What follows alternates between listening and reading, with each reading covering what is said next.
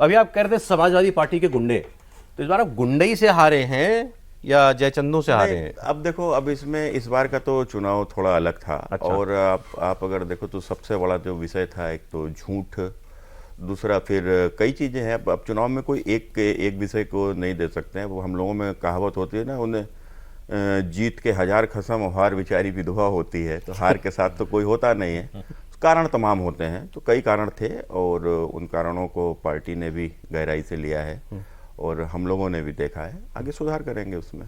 Sir मतलब कुछ तो निकलवाना पड़ेगा ना आज। भाई यूपी में क्या हुआ, कन्नौज में क्या हुआ, कुछ तो निकलना पड़ेगा। अब यूपी में क्या हुआ, आप तो अगर बताएंगे नहीं तो मेरे पास शेर है उसके लिए भी।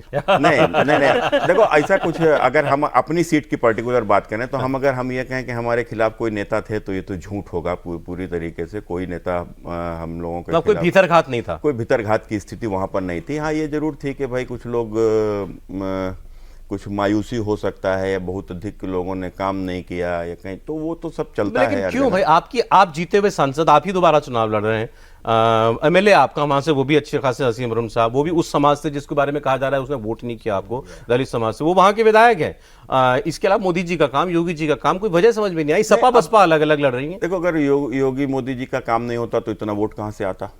भाई सीधी सी बात है। तो कुल मिलाकर हमको 4,70,000 वोट मिला। 4,70,000 वोट कोई थोड़ा नहीं होता है। क्योंकि सामने जब इतना बड़ा नेता है, तो वो मुख्यमंत्री रहे हैं और कई बार से रहे, उनके पिताजी भी मुख्यमंत्री रहे, और जब से हम होश संभाले तब से लगातार सांसद भी समाजवादी पार्टी के कन्नौज रहे, तो लंबा समय तक। तो कुल मिलाकर वहाँ के ऊपर हम समझ सकते हैं कि इतना वोट मिलना तो सब बगैर मोदी जी, योगी जी की लोकप्रियता। फिर भी मतलब कुछ अगर आप एक दो कारण गिना सकते हो तो? नहीं, उनमें बड़ा, देखो जो सबसे बड़ा कारण है, वो सबसे बड़ा कारण तो कहीं ना कहीं यही रहा। दूसरा ये, एक आज अगर हम लोग बात करेंगे तो जो एक सिस्टम हमारा है, सरकार किसी की हो, तो आज एक हकीकत बात है, एक सिस्टम में नीचे तक उन लोगों की बड़ी पहुंच है। और उसमें जब समाजवादी पार्टी की हमारे क्षेत्र में, और कुल मिलाकर आप देखो, जैसे जो पुलिस तंत्र में जो लोग हैं या अन्य जो प्रशासनिक तंत्र में जो लोग हैं, खासकर जो पर्टिकुलर उनके लोग हैं, उनकी बिरादरी के लोग हैं, वो कहीं ना कहीं उनकी सरकार रहते हुए उन लोगों को उपकृत किया गया, उनको भर्ती किया गया, उनको ज़बरदस्ती भर्ती किया गया, जो मतलब नियम तोड़ के भर्ती किया गया। ऐसे जो लोग हैं, तो जब भी चुनाव आता है तो वो कहीं ना कहीं इनके एकदम से बिल्कुल एजेंट के रूप में काम करते हैं।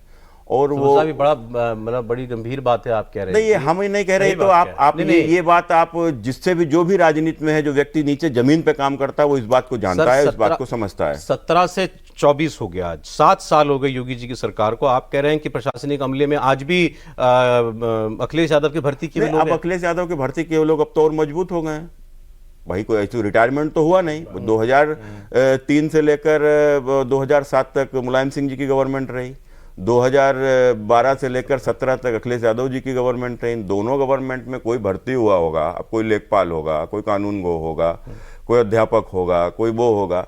और उसके साथ साथ एक देखो बड़ा समस्या है कि जो हम लोगों के खासकर जो बीएलओ बनते हैं, अब ये बीएलओ ही जब बेईमानी कर रहा है, अब अधिकारी जो मैंने बूथ लेवल ऑफिसर, अब यही अगर बेईमानी कर रहा है, अब जो मैंने अधिकारी हैं, यही अधिकारी बेईमानी कर रहा है।